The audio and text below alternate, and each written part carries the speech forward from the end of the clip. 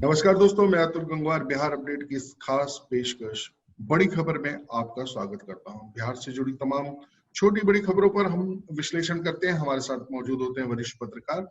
आज हमारे साथ मौजूद है रवि पाराशर जी। रवि जी, आपका स्वागत है। अनीता चौधरी नमस्कार। जी, अनीता जी आपका भी स्वागत है। और सोशल मीडिया एक्सपर्ट मनीष वत्स जी, आपका भी स्वागत है। तो धन्यवाद दोस्तों, वो घड़ी आ गई जिसका बिहार की जनता, बिहार के नेताओं को बड़े जोर शोर से इंतजार था। हालांकि कुछ राजनीतिक दलों ने प्रयास किया कि ये कार्य समय पर संपन्न ना हो पाए, परंतु चुनाव आयोग ने आखिर चुनाव की तिथियों की घोषणा कर दी बिहार में।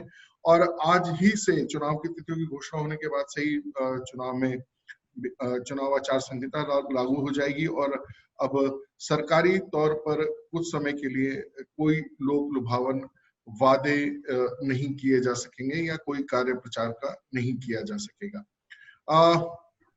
तमाम राजनीतिक दलों ने अपनी कमर कस ली है। पप्पू यादव ने अपना चुनावी घोषणा पत्र, जिसे उन्होंने प्रतिज्ञा पत्र का नाम दिया, रिलीज कर दिया है और ऐसी ही तमाम राजनीतिक सरगर्मियां शुरू हो गई। लेकिन इससे पहले कि हम इन सब पर चर्चा करें अपने पत्रकार साथियों से, मनीष जी आप हमें बताएं कि सोशल मीडिया पर अभी क्या ट्रेंड कर रहा है फिलहाल। बिहार चुनाव की घोषणा हो गई तो सोशल मीडिया पे अभी ट्रेंड तो कर रहा है बिहार इलेक्शन। ट्विटर पे और फेसबुक पे इस पे चर्चा बहुत ज़्यादा हो रही है। इसके अलावा बिहार इलेक्शंस के अलावा जो ट्विटर पे चर्चा कर रहा है, वो चर्चा हो रही है, ट्रेंड कर रहा है, वो है भारत बंद का। कांग्रेस और विपक्षी दलों ने भारत बंद की घोषणा की है, तो उसकी चर्चा भी चल रही है। हालांकि चुनाव आयोग ने आज चुनावों की घोषणा कर दी है। 3 चरण में बिहार के चुनाव होंगे। पहला चरण 28 अक्टूबर को होगा, दूसरा चरण 3 नवंबर को होगा, तीसरा चरण 7 नवंबर को होगा। 10 नवंबर को वोटों की गिनती होगी। पहले चरण के चुनाव में 71 विधानसभा क्षेत्रों में चुनाव होगा। दूसरे चरण में 94 और तीसरे चरण में 78 विधानसभा क्षेत्रों में चुनाव होगा। क्योंकि पिछले बार 7 चरणों में चुनाव हुए थे, लेकिन कोरोना के कारण चुनाव आयोग बहुत कम चरणों में चुनाव कराने के मूड में पहले से ही था। लगभग लोगों ने अंदाजा लगा लिया था कि इस बार के चुनाव बहुत कम चरण में होंगे। तो उसी को देखते कोरोना को ध्यान में रखते हुए चुनाव आयोग ने विशेष गाइडलाइंस भी जारी किए हैं, जैसे कि चुनावी घंटे में 1 घंटे चुनाव जो 5 बजे तक होते थे, अब 6 बजे तक चुनाव होंगे। इसके अलावा किसी भी बूथ पर 1000 से ज्यादा मतदाता नहीं होंगे।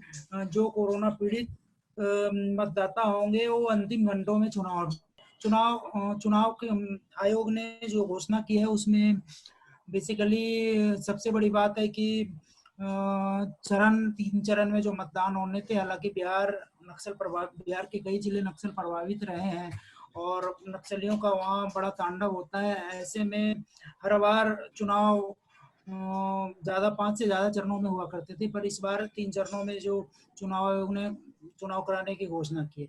दूसरी खबर जो भारत बंद से रिलेटेड है, उसमें तेजस्वी यादव पटना में आज ट्रैक्टर चलाते हुए नजर आए और कृषि विधेयक को लेकर भारत बंद को उन्होंने समर्थन दिया। हालांकि बिहार के अन्य जिलों में और सोशल मीडिया पर इसकी बहुत ज्यादा चर्चा नहीं हो रही है। बिहार के अन्य जिलों में कोई बंद का असर नहीं दिख रहा है। दूसरी खबर पप्पू यादव से। पप्पू यादव ने अपना एक चुनावी घोषणा पत्र जारी किया है, जिसका उन्होंने नाम दिया प्रतिज्ञा पत्र। उन्होंने वादा किया है कि मैं 3 साल, अगर आपने 15 साल लालू यादव को दिए, 15 साल नीतीश कुमार को दिए, तो मुझे भी मात्र 3 साल दीजिए। 3 साल में मैं बिहार में व्यापक परिवर्तन लाऊंगा, आमूलचूल परिवर्तन लाऊंगा। अपराध और बाकी चीजों पे, रोजगार पे वो बात कर रहे हैं और कह रहे हैं कि अगर मैं मुख्यमंत्री बन गया तो मेरी प्रतिज्ञा है कि 3 सालों में मैं बदलाव लाऊंगा। सरकारी नौकरियों को लेकर उन्होंने कहा है कि मेरे कार्यकाल में संविदा पर कोई बहाली नहीं होगी, जो भी होगा डायरेक्ट सरकारी बहाली होगी। संविदा पर बहाली बिहार में एक बहुत बड़ा मुद्दा रहा है, तो इसको उन्होंने बुलाने की कोशिश की है। उन्होंने कहा है कि मैं हर वर्ग से डिप्टी सीएम बनाऊंगा और अगर मैं 3 सालों के अंदर अपना वादा पूरा नहीं कर पाता तो मैं इस्तीफा दे दूंगा। तो ये पप्पू यादव की घोषणा है। दूसरी बात उपेंद्र कुशवाहा को लेकर है। उपेंद्र कुशवाहा ने नीतीश कुमार की तारीफ की है और तेजस्वी यादव की बुराई की है। उन्होंने कहा है कि तेजस्वी यादव नीतीश कुमार के सामने कहीं भी नहीं टिकते हैं। अगर मुख्यमंत्री पद की बात हो तो नीतीश कुमार से बेहतर सीएम कोई नहीं हो सकता है। तो ये उपेंद्र कुशवाहा और रालोसपा को देखकर लगता है कि शायद वो महागठबंधन छोड़कर एनडीए की ओर कदम बढ़ाने वाले हैं। खबर ये भी आ रही है कि एनडीए में उनको कितनी सीट दी जाएगी, ऐसी चर्चा भी चल रही है। जेडीयू से उनकी बातचीत चल रही है और शायद उन्हें 5 या 6 सीट पर दिया जाएगा। जेडीयू इस मूड में भी है कि उनकी कोई बार्गेनिंग नहीं सुनी जाए। इसके अलावा चिराग पासवान को लेकर जेडीयू का स्टैंड धीरे धीरे क्लियर होता जा रहा है। चिराग पासवान को जेडीयू बहुत ज्यादा भाव देने वाली नहीं है। उन्होंने साफ तौर पर कह दिया है कि इतनी सीटों पर अगर आपको चुनाव लड़ना है तो आप 25 सीटों का ऑफर उन्होंने उसको दिया है और अगर उस पर चुनाव लड़ सकते हैं तो एनडीए में रहेंगे या मतलब जेडीयू इनसे नाता तोड़ लेगी। पप्पू यादव का अनीता जी घोषणा पत्र काफी दिलचस्प है और ऐसे समय में जब एक जमाने में देश में राजनेताओं ने लगभग कहा जाए कि गरीबी हटाने के नाम पर, बेरोजगारी के नाम पर, राष्ट्रीयकरण के नाम पर तमाम चुनाव लड़े और उनकी गरीबी, उनकी बेरोजगारी तो हुई, लेकिन जनता वहीं की वहीं रही। आज 70 साल बाद भी जब हम बात करते हैं तो वर्तमान सरकार शुरू से शुरू कर रही है गांव में बिजली पहुंचाना, घरों में सिलेंडर पहुंचाना, शौचालय बनवाना। तो ऐसे में पप्पू यादव जो 30 साल बनाम 3 साल की उन्होंने जो प्रतिज्ञा ली है, आप अनीता जी उस पर क्या कहना चाहेंगी? कैसा लगता है बिहार के संदर्भ में इस चाशनी में डूबी हुई जलेबी को कोई वहां पसंद करेगा क्या? प्रतिज्ञा पत्र है, तब मैं पढ़ी और समझ पाई, उससे यही समझ में आया कि वो एक मुंगेरी लाल की हसीन सपने, जिसमें वो हर वो वादा कर रहे हैं जो मुमकिन नहीं है। संविदा में सीधे नियुक्ति का वो बोल रहे हैं कि हर कास्ट से मैं डिप्टी सीएम बनाऊंगा। अब इतने सारे डिप्टी सीएम लेके बिहार क्या करेगा? एक सीएम ही अच्छा दे दे कि बिहार को संचालित कर सके बाखूबी और जो वहाँ की एडमिनिस्ट्रेशन है, वहाँ का जो डेवलपमेंट है उसका विकास कर सके। तो पप्पू यादव के पास क्या वो विजन है? ये वो बोलते हैं कि अगर मैं नहीं करूंगा 3 साल के अंदर तो आप जाके कोर्ट में चैलेंज कर लीजिएगा और मैं 6 महीने के अंदर रेजिग्नेशन, मतलब कोर्ट में चैलेंज करने का टाइम वो 3 साल रख रहे हैं और 6 महीना में रेजिग्नेशन दे रहे हैं। कर क्या रहे हैं समझ में नहीं आ रहा है। तो अपनी ही बातों को खुद कॉन्ट्रडिक्ट कर रहे हैं। तो पप्पू लेकिन है कि उनको भी अपनी चुनावी रणनीति बनानी है, लोगों को वोटर्स को लुभाना है, उनको फंसाना है। वोटर्स को टोपी तो नेता पहनाते हैं, वही वो टोपी पहनाने का वक्त आ गया है। तो पप्पू यादव अपनी मुंगेरी लाल के हसीन सपनों वाली टोपी पहना रहे हैं। उनको पता है कि सीएम वो बन नहीं सकते हैं, उनकी पार्टी का वो जनाधार है नहीं कि नंबर्स ला सकती है। लेकिन हाँ, उसी में मैक्सिमम सीट कितना आ सकता है, वो 1 हो सकता है, 4 हो सकता है, 3 हो सकता है, 2 हो सकता है 6 भी हो। इतनी सीटें वो लाए ताकि अपनी अहमियत जता सके, बस यही एक कोशिश है। लेकिन अच्छी बात है कि अच्छी कवायद है, अच्छी सोच है, लेकिन उस सोच में यथार्थ नहीं है, सपना ही सपना खुला हुआ है। आखिर बिहार कब तक सपनों में जिएगा? सपनों में जी के बिहार गरीब हो चुका है, कोई बिहारी को पूछ नहीं रहा है। तो पप्पू यादव को ये सोचना चाहिए कि बिहार की इमेज कैसे ठीक करें, बिहारी को कैसे सम्मान दिलवाएं, ताकि पप्पू यादव जो अपने बाहुबली इमेज से निकल के आज सेवक बने हैं, वैसा ही ट्रांसफॉर्मेशन बिहार को भी चाहिए। और उसके लिए वो क्या की तो सारी जो चुनावी रणनीति है वो आज प्लेटफॉर्म में बाखूबी दी गई है। अब कोई पॉलिसी के लिए कोई ऐलान नहीं हो सकता, कोई लोक लुभावन जो योजनाएं हैं उनको कोई बोल नहीं सकता, कोई ये नहीं कह सकता कि मैं आपको ये दे दूंगा। वो बंदर बाट की जो वक्त था वो खत्म हो चुका है। अब वक्त जनता के हाथों में आ चुका है, काउंटडाउन शुरू हो चुका है और जनता हर वक्त पल ये काउंट करेगी कि आखिर नेता ने बोला था कि ये करेंगे तो आखिर कितना उन्होंने किया। चाहे वो विपक्ष हो चाहे सत्ता पक्ष हो, विपक्ष मेरे पास कितना आई और मेरे इस दुखते रथ पे कितना उन्होंने मरहम लगाया। नेता ने जो फैसिलिटीज देने की बात की थी सत्ता पक्ष ने, वो कितना उन्होंने दिया। इन सब का हिसाब किताब जो है वो 10 नवंबर के पहले तक होगा और उसके बाद जनता इस हिसाब किताब के साथ अपने नेता को चुनेगी।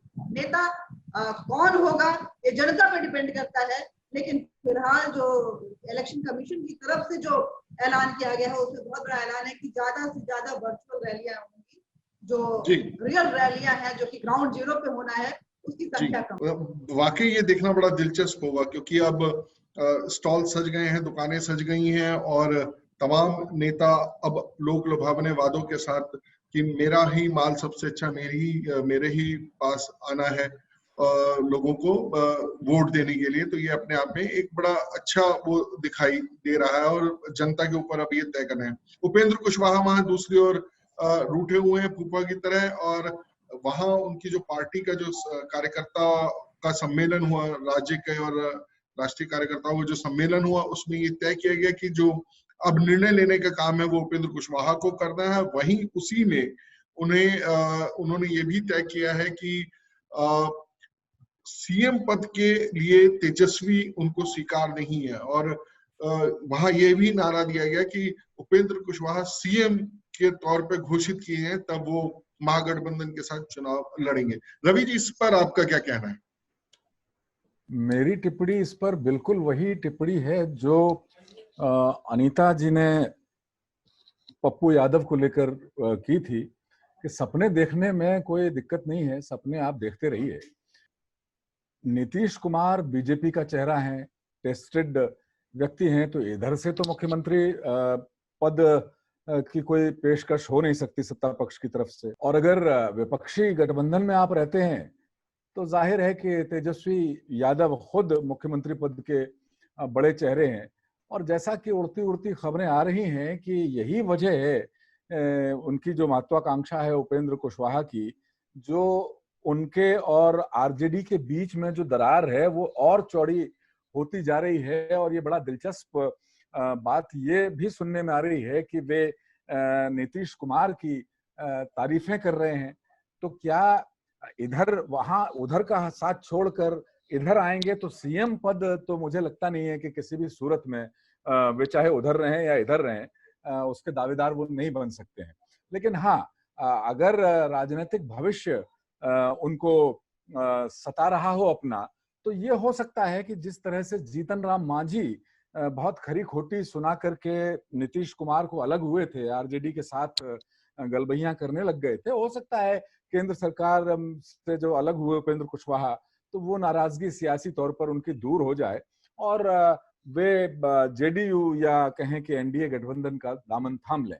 लेकिन मुख्यमंत्री पद तो दूर दूर तक वे सपने भी ना देखें तो बेहतर है, क्योंकि सपने देखने के बाद जब वो टूटते हैं सपने तो फिर बड़ा दिक्कत होती है। मुझे लगता है उपेंद्र कुशवाहा को सपने नहीं देखना चाहिए। हाँ, अगर वो जेडीयू के साथ मिलके लड़ते हैं या कुछ संभावना इधर देखते हैं तो हो सकता है कि सरकार अगर नंबर आ जाए और सरकार अगर रिपीट हो नीतीश कुमार की तो फिर मंत्री पद जरूर वो पा सकते हैं।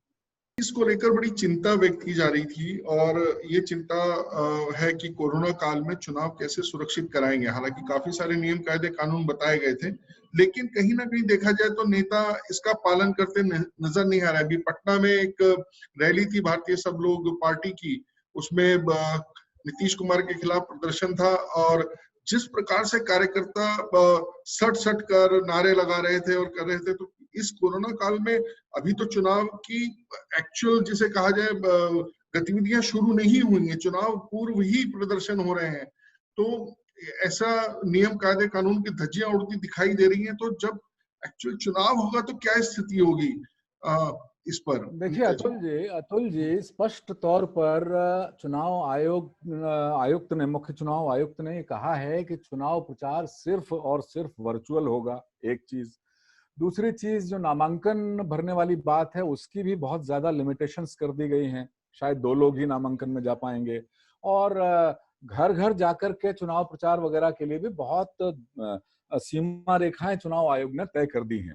तो अभी तक तो जो हो गया, लेकिन अब क्योंकि सारी शक्तियां जो प्रशासनिक शक्तियां होती हैं वो चुनाव अधिकारियों में अंतर्निहित हो जाती हैं इस प्रेस कॉन्फ्रेंस के साथ ही, तो मुझे लगता है कि चुनाव प्रचार और जो रैलियां वगैरह जो जिस तरह की बात आप कर रहे थे, तो वो शायद दृश्य अब न देखने को मिले, क्योंकि कई बार आचार संहिता का उल्लंघन, चुनाव आयोग के निर्देशों का उल्लंघन बहुत गंभीर पड़ जाता है पॉलिटिकल पार्टीज को और उम्मीदवारों को। तो मुझे लगता है कि अब वो सारे जो दिशा निर्देश दिए गए हैं उनका पालन करेंगे, और उसे देखते हुए सिर्फ और सिर्फ वर्चुअल, और ये इस बार बिहार चुनाव की एक बहुत बड़ी खासियत होने जा रही है कि जो वर्चुअल चुनाव प्रचार होगा वैसा शोर शराबा शायद ही अब किसी मैदान में अब देखने को मिलेगा, जैसा कि पहले ये होता था कि जो मुख्य स्टार चुनाव प्रचारक जो हैं उनके किस रैली में कितनी भीड़ हुई उसे देखकर हम अनुमान लगा लेते थे कि ये सीट निकल रही है किसी पार्टी की या किस पार्टी की झोली में जा रही है।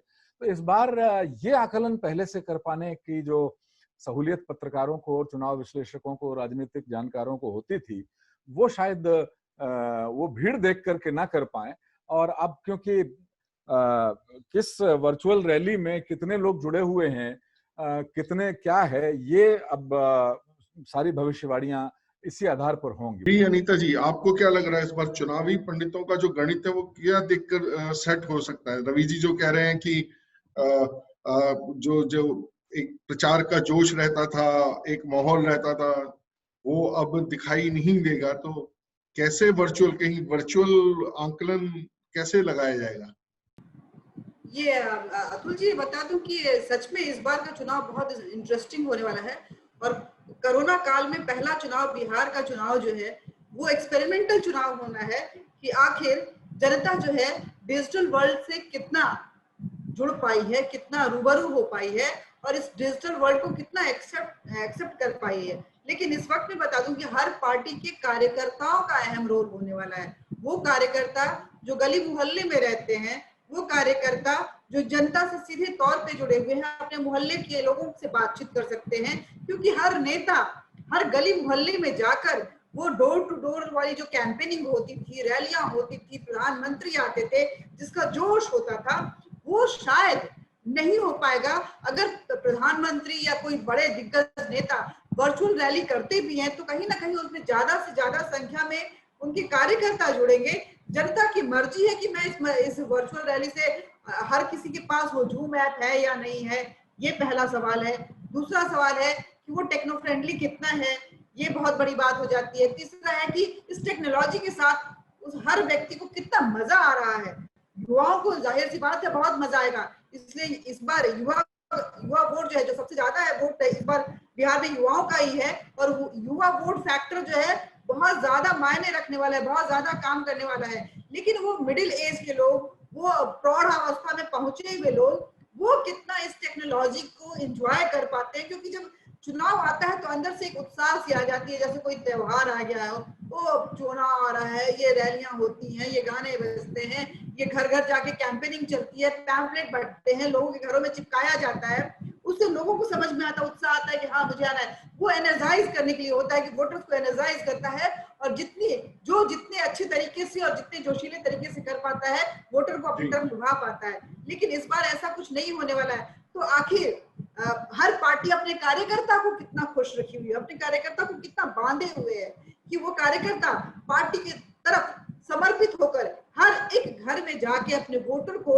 जागरूक कर सके कि आपको इस महामारी के दौर में भी बूथ तक आना है, और आपको इस पार्टी को अपना समर्पण देना है, अपना वोट देना है। तो ये बहुत बड़ी बहुत बड़ा एक्सपेरिमेंटल इलेक्शन बिहार का इलेक्शन होगा, जो कि आगे की रणनीति तैयार करेगा। हो सकता है ये कोरोना आगे जाए या ना जाए, कितने दिनों में जाए, तो बंगाल है, आसाम है, अभी कई चुनाव आने हैं, उनको लेकर के क्या तैयारियां होती हैं और किस तरह से वोटर जो है वो रूबरू होता है इस टेक्नोलॉजी के साथ, इस टेक्निकल फील्ड के साथ, इस टेक्निकल पॉलिटिक्स के साथ। जी मनीष जी, अनीता जी ने जो बताया, इसके बाद तो ये लगता है कि डिजिटल वर्चुअल वर्ल्ड की काफी महत्वपूर्ण भूमिका रहने वाली है। तो कुल मिलाकर क्या एक मोटा सा अंदाजा लगता है कि किस प्रकार से, जैसे अनीता जी ने दो महत्वपूर्ण बिंदुओं की ओर इशारा किया, एक के बारे में तो मैं रवि जी से बात करूंगा कि कार्यकर्ताओं का क्या महत्व रहने वाला है, दूसरा डिजिटल वर्ल्ड का जो महत्व रहने वाला है। तो आपको क्या लगता है कि किस प्रकार से पॉलिटिकल पार्टियां या नेता क्योंकि एक है कि अभी तक राजनीतिक दल, लेकिन अब उम्मीदवार किस तरीके से डिजिटल वर्ल्ड से प्रभावित करेंगे, क्योंकि अब विधानसभा वार तैयारी करनी पड़ेगी। तो आपको क्या लगता है? सबसे बड़ी बात यहाँ पे है, डिजिटल का तो महत्व इस बार चुनाव में बढ़ने वाला है, लेकिन बात यह है कि हर वोटर डिजिटल माध्यम से जुड़ा होता। बिहार में एक बहुत बड़ी आबादी है जो आज भी डिजिटल माध्यमों से जुड़ी नहीं है। यहाँ तक कि राजनीतिक दलों के कार्यकर्ता की एक लंबी फौज है, जो बड़ी फौज है, जो डिजिटल माध्यमों से जुड़ी नहीं है। उनके पास आज भी पुराने जमाने का वो, मतलब वो नोकिया और सैमसंग का वो पैड वाला मोबाइल है। तो इसमें महत्व जो किसी भी पार्टी का जो कैडर है उनका इम्पोर्टेंस बढ़ जाता है। इस बार के चुनाव में उनका महत्व बढ़ जाएगा। वो लोगों से कितना संपर्क कर पाते हैं, वो लोगों को कितना जोड़ पाते हैं, वो लोगों को कितना वोट अपने पार्टी के लिए वोट देने के लिए प्रेरित कर पाते हैं, इस पर किसी भी पार्टी को का वोटिंग निर्भर करेगा। दूसरी बात, निर्भर करेगा राज्य या केंद्र सरकार की या विपक्षी दल की पुरानी और नए कामों के। अगर मान लीजिए कि जनता दल यूनाइटेड और भाजपा की गठबंधन सरकार ने अगर अच्छे काम किए होंगे और जनता पे उसका प्रभाव है, तो निश्चित तौर पे उनको जनता का समर्थन मिलेगा। तो कुल मिलाकर इस बार चुनाव में रैलियों का दौर नहीं रहने वाला है। जैसा कि रवि सर ने भी बताया कि जिस तरह से भीड़ उमड़ती थी और जिस तरह से प्रधानमंत्री या फिर नीतीश कुमार या बड़े नेताओं की, जिस तरह से लालू यादव की जिस तरह से रैलियां होती थी, हेलीकॉप्टर आता था, लाखों में संख्या में लोग उपस्थित होते थे, तो उस तरह का कुछ इस बार दिखने वाला नहीं है। इस बार सारा का सारा दायित्व, सारा बोझ कार्यकर्ताओं के ऊपर है। डिजिटल माध्यम एक बड़ा माध्यम है, लेकिन वोट के लिए प्रेरित करने के लिए कार्यकर्ता ही सबसे बड़ा माध्यम। जी जी जी, रवि जी देखिए, एक जो चीज निकल के अनीता जी ने भी जो चीज कही और मनीष जी ने भी कहा कि तमाम माध्यमों के बावजूद कार्यकर्ताओं का महत्व इस बार दिखाई देने वाला है। और नेताओं को सच मायनों में अगर कोई जमीन तक ले जा सकता है तो जमीन से जुड़ा कार्यकर्ता है। तो ऐसे में जो राजनीतिक दल जो अपना आधार जिनका नहीं है या जिनको आधार बनाना है, कुछ नए लोग चुनावी मैदान में उतरने वाले हैं, उनको तो संकट होने वाला है इस बार। बिल्कुल आप सही कह रहे हैं, लेकिन प्रकारांतर से अगर उनकी छवि बहुत अच्छी है तो यकीनन उन्हें फायदा भी मिलेगा, क्योंकि 15 साल की इनकम्बेंसी है सत्ता पक्ष की अगर बात करें। 15 साल लगातार एक चेहरा शासन कर रहा होता है, तो एक ऊब और एक उकताहट एक स्वाभाविक मानवीय जो स्वभाव में होती है, वो कई बार आप बहुत अच्छा सरकार ने काम किया, सब कुछ बहुत अच्छा रहा, लेकिन अब एक 15 साल हो गया एक ही चेहरे को देखते देखते, तो एक मानवीय एक डीएनए के अंदर ये एक चीज रहती है कि यार अब बदलो, कुछ बदलाव लाते हैं। तो ये अगर भावना व्यक्तिगत स्तर पर भी कहीं आती है और कोई विकल्प के तौर पर जो उम्मीदवार, जैसा आपने कहा कि भाई जो कार्डर बेस्ड पार्टी से नहीं है या नई संभावनाएं अपने व्यक्तिगत काम से, व्यक्तिगत पहचान से जो बनाना चाहता है, तो ऐसी सूरत में अगर उसकी छवि अच्छी है, उसमें आसपास के लोगों को एक ऊर्जावान, मूर्धन्य, ऊर्ध्वमुखी चिंतन वाला व्यक्तित्व नजर आता है, तो उसका फायदा यकीनन उसको मिलेगा।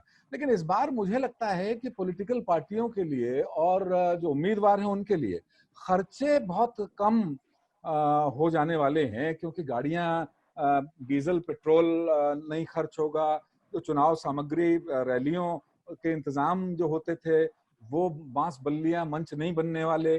तो मुझे लगता है कि ये जो पैसा बचने वाला है पॉलिटिकल पार्टियों का, और शायद मनीष जी को एक अध्ययन करना भी चाहिए कि पिछले 3 महीने में कम से कम स्मार्टफोन की बिक्री बिहार में बढ़ी तो नहीं है कहीं। मुझे लग रहा है कि आज अब ये जो अनाउंसमेंट हो गई है, शायद वो जो पैसा जो तामझाम दूसरे तामझाम करने पर खर्च होता था, मुझे लगता है कहीं स्मार्टफोन खरीदने के लिए अपने कार्यकर्ताओं के लिए कुछ पॉलिटिकल पार्टियां, और शायद ये भी हो सकता है कि चुनावी वादों में वहां पर जिस तरीके से अम्मा ने तमिलनाडु में शुरू की थी सारी चीजें गिफ्ट देने की परंपरा, हो सकता है कि बिहार में या पश्चिम बंगाल में आने वाले चुनाव में जहां डिजिटल होना है, वहां मोबाइल और स्मार्टफोन बांटने की कहीं होड़ वोटरों में, कार्यकर्ताओं में ना लग जाए।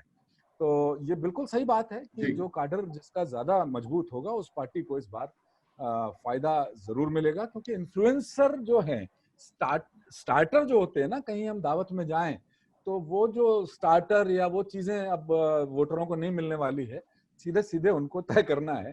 तो वो इन्फ्लुएंस जो हो जाते थे एन मौके पर बहुत सारी चीजों से, वो शायद वो मौका ना हो। बिल्कुल।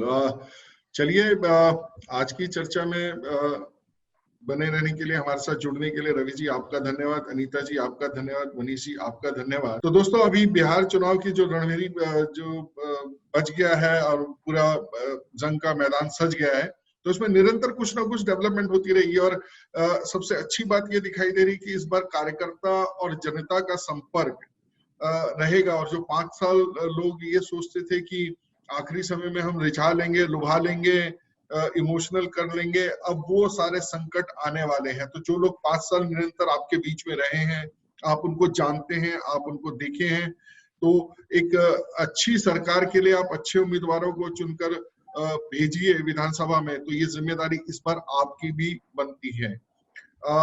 आपसे भी हमारा अनुरोध है, जो हम लोगों को देख रहे हैं, बड़ी खबर में आप अपनी बात को रखने के लिए, कहने के लिए आप हमें हमारे को मेल कर सकते हैं biharupdate@gmail.com पर। आप हमारा मोबाइल ऐप भी डाउनलोड कर सकते हैं गूगल प्ले स्टोर से बिहार अपडेट का, और उसके माध्यम से भी हमारे साथ जुड़ सकते हैं। तो बिहार से जुड़ी तमाम चुनावी खबरों पर हम आपके पास अपनी प्रतिक्रिया राय लेकर आते रहेंगे, आपको जागरूक करते रहेंगे। तब तक के लिए आपका धन्यवाद।